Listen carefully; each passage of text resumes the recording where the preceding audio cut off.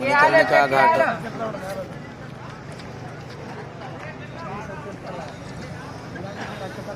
ಇಲ್ಲಿ ಅನವರತವಾಗಿ ಶವ ಸಂಸ್ಕಾರ ನಡೀತಾ ಇರ್ತದೆ. ಮಣಿಕರ್ಣಿಕಾ ಘಾಟ್ ನೋಡ್ತಾ ಇರ್ಬೋದು ನೀವು.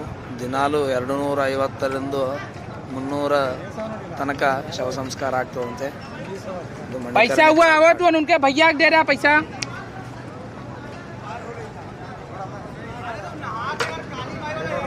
अरे तो तू अपने तरफ से नहीं दे सकला, कहाँ कागज लेके आली था? अपने तरफ से नहीं दे सकला. वह जात वो नहीं कि जो दे रहा नहीं दोबारा भी हम ना सेवा दे आपसे. ಮಣಿಕರ್ಣಿಕಾ ಘಾಟ್ ಅಂತ ನೋಡಿ ಹೆಂಗ ನೋಡಿ.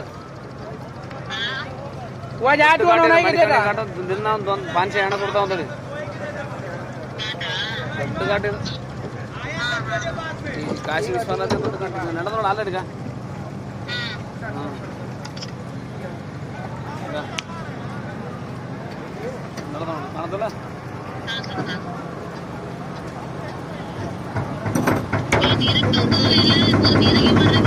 ಕಡೆಗೆ ಮ್ಯಾಗಿರ್ತದ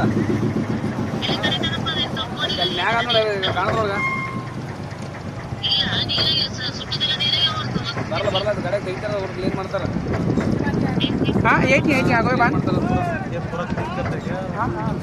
बॉडी फायर करने के बाद में अस्थि बचता है उसको विसर्जित करता है. इधर में पिंडदान करके विसर्जित कर देता. और आगे ले जाओ और आगे ले जाओ. इधर में एवरीडे 200-250 डेड बॉडी फायर. इस पे भी जलता है, इधर में भी जलता है.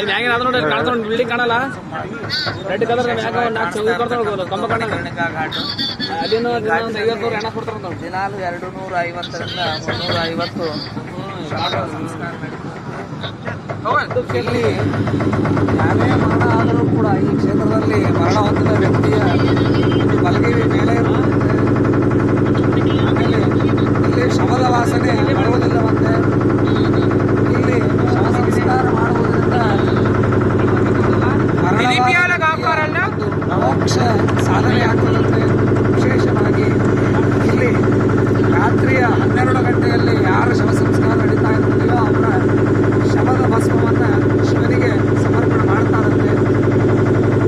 ಇಲ್ಲಿ ಮೋದಿಯ ಒಂದು ವಿಶೇಷವಾದ ಕಾರಿಡಾರ್ ಯೋಜನೆ ನಡೀತಾ ಇದೆ. ಈ ವಿಶ್ವನಾಥನ ಗುಡಿಗೆ ಹೋಗ್ತಕ್ಕಂತಹ ಒಂದು ದ್ವಾರ ತುಂಬ ಚೆನ್ನಾಗಿ ನಡೀತಾ ಇದೆ. ನಮಾಮಿ ಗಂಗೆ ಅನ್ನುವ ಒಂದು ಅಭಿಯಾನದಲ್ಲಿ ಗಂಗೆಯ ಸ್ವಚ್ಛವಾಗಿ ನಡೀತಾ ಇದೆ. ತುಂಬ ವಿಶೇಷವಾಗಿ ಎಲ್ಲ ಕಾರ್ಯಕ್ರಮಗಳು ನಡೀತಾ ಇದೆ. ಆದ ಕಾರಣ ನಿಮ್ಮೆಲ್ಲರ ಹೆಮ್ಮೆಯ ಪ್ರಧಾನಿಯಾದ ನರೇಂದ್ರ ಮೋದಿಯವರಿಗೆ ಧನ್ಯವಾದವನ್ನು ಅರ್ಪಿಸಿ